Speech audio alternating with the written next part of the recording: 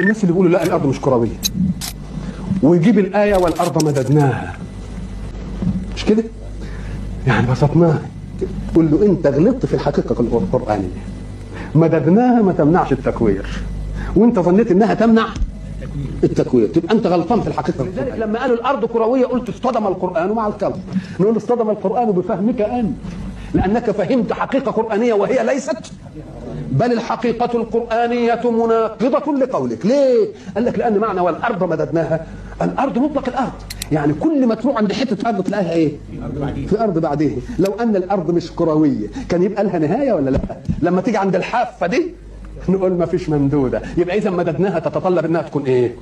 يبقى انت خدت الحقيقه القرانيه بالعكس.